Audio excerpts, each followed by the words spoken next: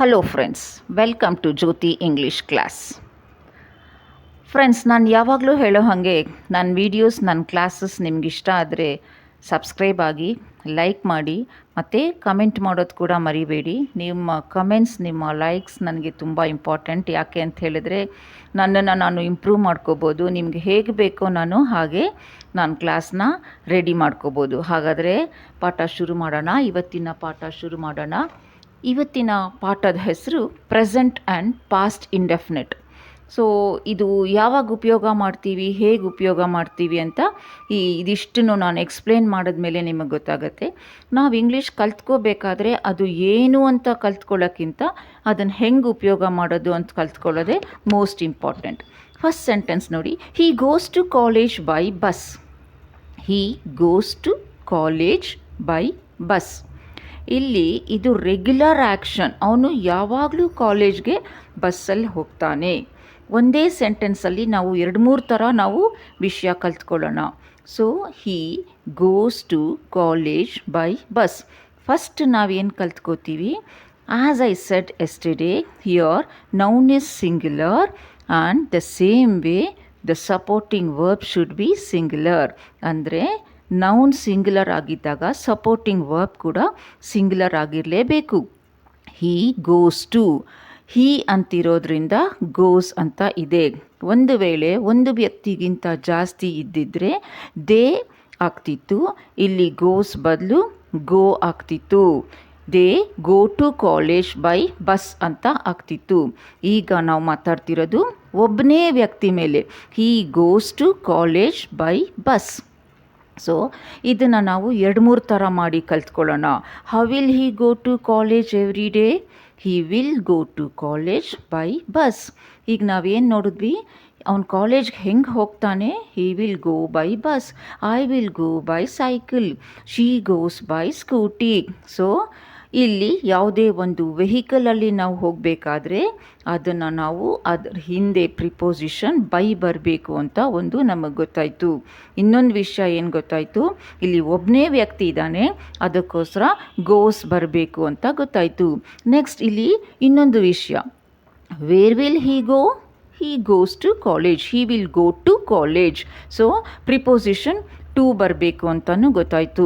So ಈ sentence present indefinite ಸೆಂಟೆನ್ಸಲ್ಲಿದೆ ಅನ್ನೋದು ಗೊತ್ತಾಯಿತು. So once again, he goes to college by bus. So ಈ ಸೆಂಟೆನ್ಸ್ ಅರ್ಥ, ಅವನು ಕಾಲೇಜ್ಗೆ ಬಸ್ಸಲ್ಲಿ ಹೋಗ್ತಾನೆ. Second sentence, often she comes here. Sentence ನೋಡಿ, ಆಫನ್ ಅಂದರೆ ಅವಾಗವಾಗ. I often go to temple. I often go to church. So ಹೀಗೆ ಇಲ್ಲಿ ಆಫನ್ ಅಂದರೆ ಅವಾಗವಾಗ, ಸಮ್ಟೈಮ್ಸ್ ಅಂತ ಹೇಳ್ತೀವಲ್ಲ, ಒಂದೊಂದು ಸತಿ ಅವಳು ಇಲ್ಲಿ ಬರ್ತಾಳೆ ಅಂತ ಹೇಳ್ತೀವಲ್ಲ, ಅಲ್ಲಿ ಆಫನ್, ಅಥವಾ ಅವಾಗವಾಗ ಅಂತ ಹೇಳೋದನ್ನು ಆಫನ್. ಸೊ ಇಲ್ಲಿ ನೋಡಿ, often she comes here. She ಅನ್ನೋದು ಸಿಂಗ್ಯುಲರ್. ಸೊ ಇಲ್ಲಿ ಕಮ್ಸ್ ಬಂದಿದೆ. ಈಗಾಗಲೇ ನಿಮಗೆ ಗೊತ್ತಾಗಿ ಹೋಗ್ಬಿಡ್ತು, ನೌನ್ ಸಿಂಗ್ಯುಲರ್ ಆಗಿದ್ದಾಗ ವರ್ಬ್ ಸಿಂಗ್ಯುಲರ್ ಆಗಿರಬೇಕು. ಅದೇ ಥರ ಶಿ ಕಮ್ಸ್ ಹಿಯರ್ ಅಂತ ಬರೆದಿದ್ದೀನಿ. ಇಲ್ಲಿ ಸಪೋರ್ಟಿಂಗ್, ಇಲ್ಲಿ ಯಾವುದು, ನೀವು ಸೆಂಟೆನ್ಸ್ ಗಮನ ಇಟ್ಟು ನೋಡಿದ್ರೆ ಇಲ್ಲಿ ಯಾವುದು ಪ್ರಿಪೋಸಿಷನ್ ಇಲ್ಲ. ಯಾಕೆ ಪ್ರಿಪೋಸಿಷನ್ ಇಲ್ಲ ಅಂದರೆ ಆವಾಗವಾಗ ಒಂದೊಂದು ಸಲ ಅವಳು ಇಲ್ಲಿಗೆ ಬರ್ತಾಳೆ. ಸೊ ಇಲ್ಲಾದರೆ ಕಾಲೇಜ್ ಅಂತ ಒಂದು ಜಾಗ ಇದೆ, ಎಲ್ಲಿಗೆ ಹೋಗ್ತಾನೆ? He goes to college. ಆದರೆ ಇಲ್ಲಿ ಅಂತ ಬರೆದಿದ್ದೀನಿ, often she comes here. So ಆವಾಗವಾಗ ಪದೇ ಪದೇ ಇಲ್ಲಿಗೆ ಬರ್ತಾಳೆ. ಇಲ್ಲಿ ಯಾವುದೂ ಒಂದು ಪ್ರಿಪೋಸಿಷನ್ ಇಲ್ಲ, ಯಾಕಂದರೆ ಯಾವುದೇ ಒಂದು ಪರ್ಟಿಕ್ಯುಲರ್ ವರ್ಡ್ ಇಲ್ಲ. Next, does Anita not Singh? ಸ್ವಲ್ಪ ಗಮನ ಇಟ್ಕೊಂಡು ನೋಡಿದಾಗ ಇದೊಂದು ಕ್ವೆಶ್ಚನ್ ಅಂತ ಗೊತ್ತಾಗಿ ಹೋಗ್ಬಿಡತ್ತೆ. ಯಾಕಂದರೆ ಈ ಡಸ್ ಅನ್ನೋದು ಇಲ್ಲಿ ಮೊದಲು ಬಂದಿದೆ. Does Anita not sing? Anita ಹಾಡು ಹೇಳಲ್ವಾ?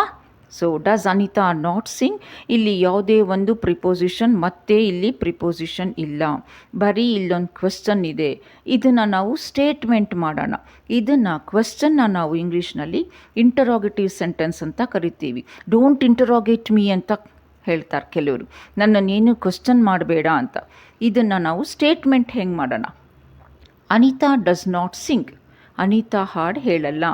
ಈಗ ನಿಮಗೆ ಗೊತ್ತಾಯಿತು, ಇದನ್ನು ಕ್ವೆಶ್ಚನ್ ಹೆಂಗೆ ಮಾಡೋದನ್ನು, ಸ್ಟೇಟ್ಮೆಂಟ್ ಹೆಂಗೆ ಮಾಡೋದು ಮತ್ತು ಸ್ಟೇಟ್ಮೆಂಟ್ನ ಹೆಂಗೆ ಕ್ವೆಶ್ಚನ್ ಮಾಡೋದು ಅನ್ನೋದು ಕೂಡ ನಿಮಗೆ ಗೊತ್ತಾಗೋಯ್ತು. So once again, he goes to college by bus. So here we came to know that he will go to college by bus. Every time whenever he goes to college, he will go by bus ಅಂತ ಗೊತ್ತಾಯಿತು. Second sentence, often she comes here. So here there isn't any preposition. ಇಲ್ಲಿ ಯಾವುದೇ ಒಂದು preposition ಇಲ್ಲ. Third one, does Anita not sing? ಇಲ್ಲಿ ಕೂಡ ಅಷ್ಟೇ.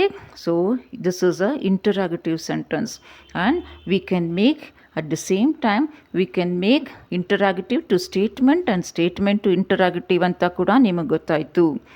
So ಮುಂದಿನ ಕ್ಲಾಸ್ಗೆ ಹೋಗೋಣ. ಇದು ಪಾಸ್ಟ್ ಇಂಡೆಫಿನೆಟ್ ಅಂತ.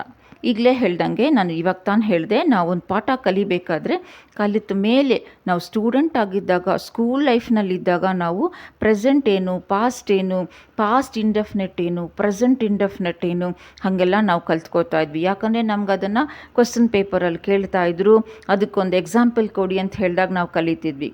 ಬಟ್ ಈಗ ನಾನು ಮಾಡ್ತಿರೋದು ಸ್ಪೋಕನ್ ಇಂಗ್ಲೀಷ್, ಆದರೆ ನಾನು ಹೆಸರು ಬರೆಯೋದು ನನ್ನ ಕರ್ತವ್ಯ. ಸೊ ಮೀನಾ ಆಲ್ವೇಸ್ ಹೆಲ್ಪ್ಡ್.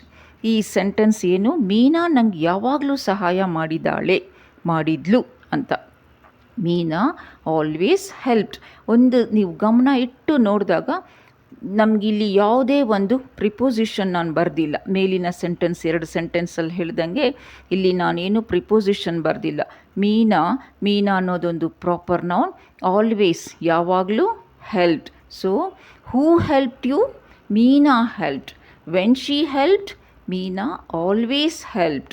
ಸೊ ಅರ್ಥ ಆಯಿತು ಅಂತ ಕಾಣಿಸುತ್ತೆ. ಸೆಕೆಂಡ್ ಸೆಂಟೆನ್ಸ್ಗೆ ಹೋಗೋಣ. Yesterday he woke up late. ನಿನ್ನೆ ಅವನು ತಡ ಮಾಡಿ ಎದ್ದ. Yesterday he woke up late. So ಇಲ್ಲಿ ನಾನು ಪಾಸ್ಟ್ ಇದೆ, ವೋಕ್ ಅಪ್ ಇದೆ, ವೋಕ್ ಇದೆ, ಎಸ್ಟರ್ಡೇ ಇದೆ. ಸೊ ಅದನ್ನು ನಾನು ಸ್ವಲ್ಪ ಫ್ಯೂಚರ್ಗೆ ಹೋಗೋಣ. When will you wake up? ಯಾವಾಗ ನೀನು ಎದ್ದೇಳ್ತೀಯಾ? So when did you wake up? ಈ ವೋಕ್ನ ನಾನು ವೇಕ್ ತಗೊಳ್ಬೇಕಾದ್ರೆ ನಾನು ಡೆಫಿನೆಟ್ಲಿ ಒಂದು ಫ್ಯೂಚರ್ಗೆ ಹೋಗಬೇಕು, ಇನ್ನೊಂದು ಡಿಡ್ ತಗೊಂಡು ಸಿಂಪಲ್ ಪಾಸ್ಟ್ಗೆ ಹೋಗಬೇಕು. ಸೆಂಟೆನ್ಸ್ ಅರ್ಥ ಮಾಡ್ಕೊಳ್ಳೋಣ ಇನ್ನೊಂದು ಸಲ. Yesterday he woke up late. ನಿನ್ನೆ ಅವನು ಲೇಟಾಗಿ ಎದ್ದ. ಅದನ್ನು ನಾವು ಕನ್ನಡದಲ್ಲಿ ಇನ್ನೊಂದು ಸತಿ ಕೇಳಿದಾಗ, ನೀನು ಯಾವಾಗ ಎದ್ದೆ? When did you wake up? ನನ್ನ ಪ್ರೀವಿಯಸ್ ಕ್ಲಾಸಲ್ಲಿ ಹೇಳ್ದಂಗೆ ಡಿಡ್ ಬಂದಾಗ ವೋಕ್ ಬರಬಾರ್ದು, ಅಂದರೆ ಡಬಲ್ ಪಾಸ್ಟ್ ಟೆನ್ಸ್ ಒಂದು ಸೆಂಟೆನ್ಸಲ್ಲಿ ಬರಬಾರ್ದು. When did you wake up? ಇದನ್ನೇ ನಾನು ಫ್ಯೂಚರ್ ಟೆನ್ಸಿಗೆ ತಗೊಂಡಾಗ when will you wake up? So ಅರ್ಥ ಆಯಿತು ಅಂತ ಕಾಣಿಸುತ್ತೆ. Present and past indefinite sentences ಇನ್ನೊಂದು ಸಲ ಓದ್ತೀನಿ. He goes to college by bus. So how will he go to college? He goes to college by bus. Often she comes here. Who comes here often? Often she comes. So when she will come here, often she comes here. And does Anita not sing? No, Anita does not sing. Next one, Meena always helped. So who helped? Meena. So when she helped, she always helped. ಯಾವಾಗಲೂ ಸಹಾಯ ಮಾಡಿದ್ದಾಳೆ. So yesterday he woke up late. So when will you wake up today? So when did you wake up? So when will you wake up? ಇವತ್ತು ನೀನು ಯಾವಾಗ ಹೇಳ್ತೀಯಾ? When will you wake up? Tomorrow. So ಇದು past tense ಇದೆ, yesterday ಇದೆ, woke up ಇದೆ. So yesterday he woke up late. ಅರ್ಥ ಆಗಿದೆ ಅಂತ ಕಾಣಿಸುತ್ತಲ್ವಾ ಫ್ರೆಂಡ್ಸ್?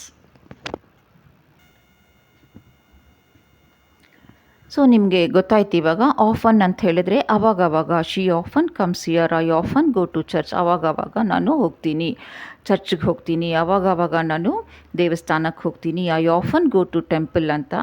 ಸೊ ಈಗ ಫ್ರೆಂಡ್ಸ್, ನಾನೊಂದು ಸಿಂಪಲ್ ಕಾನ್ವರ್ಸೇಷನ್ ತೊಗೊಂಬಂದಿದ್ದೀನಿ.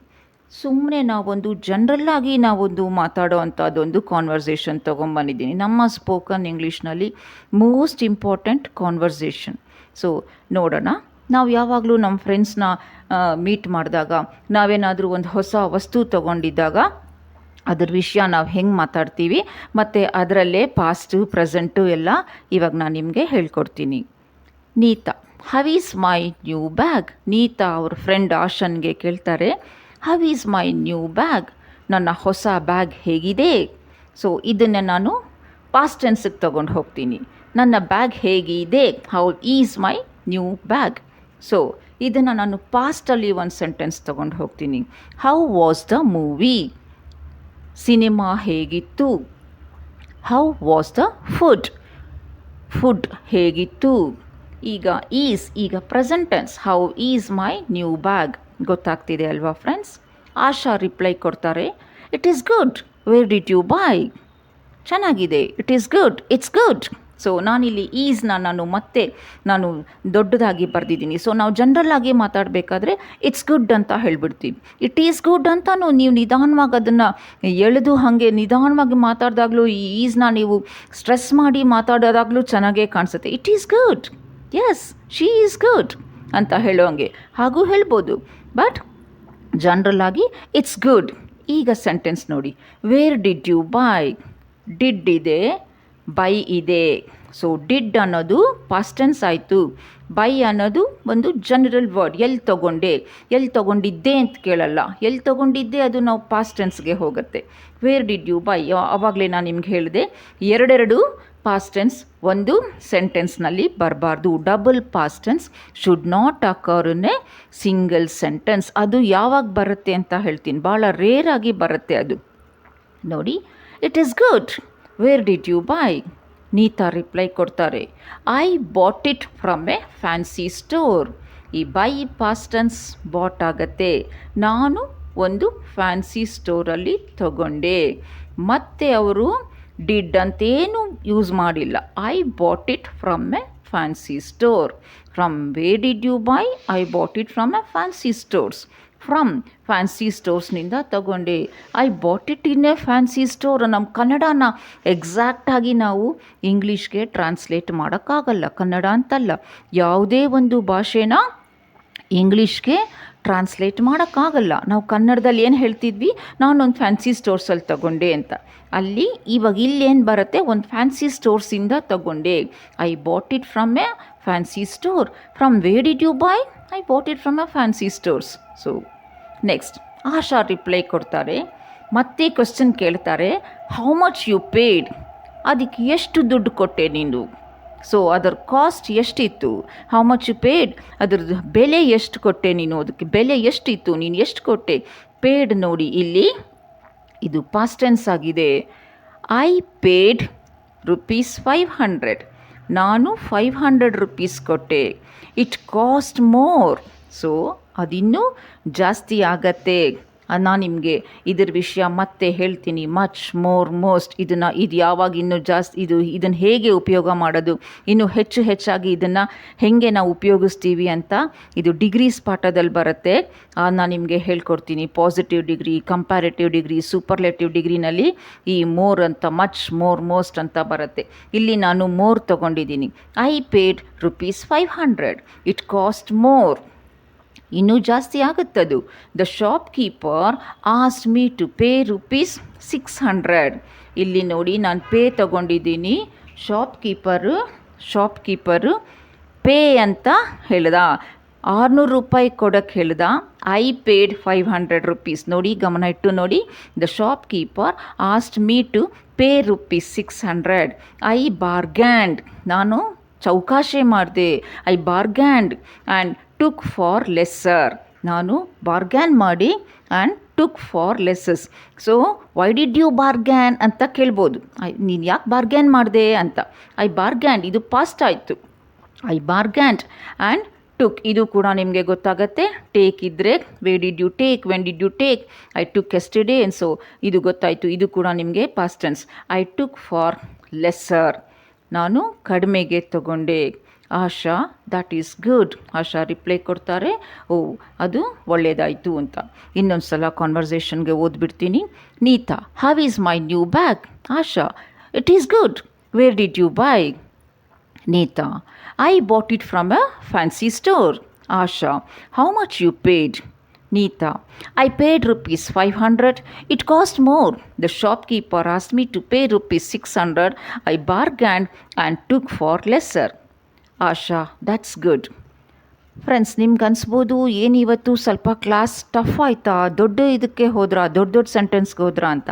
ನಾನು ಅಂದ್ಕೊಳ್ಳೋದು ಸುಮಾರಾಗಿ ಈ ಸ್ಪೋಕನ್ ಇಂಗ್ಲೀಷ್ ನಾನು ತುಂಬ ಸಿಂಪಲ್ ಮಾಡೋಕ್ಕೆ ಹೋದರೆ ಅಷ್ಟು ನಾರ್ಮಲಾಗಿ ಗೊತ್ತಾಗಿರುತ್ತೆ, ಎಲ್ರಿಗೂ ಅಷ್ಟು ಗೊತ್ತಾಗತ್ತೆ. ಯಾಕಂದರೆ ಇವಾಗ ಟಿ ವಿ ನೋಡಿ, ಜನ್ರಲ್ಲಾಗಿ ಬುಕ್ಸ್ ನೋಡಿ ಗೊತ್ತಾಗತ್ತೆ. ಅದಕ್ಕೆ ಸ್ವಲ್ಪ ಸ್ಟ್ಯಾಂಡರ್ಡ್ಗೆ ಹೋದೆ. ನೀವು ದಯವಿಟ್ಟು ಕಮೆಂಟ್ ಮಾಡಿ, ನನ್ನ ವೀಡಿಯೋಸ್ ನೋಡಿದವರೆಲ್ಲರೂ ಕಮೆಂಟ್ ಮಾಡಿ. Thank you so much.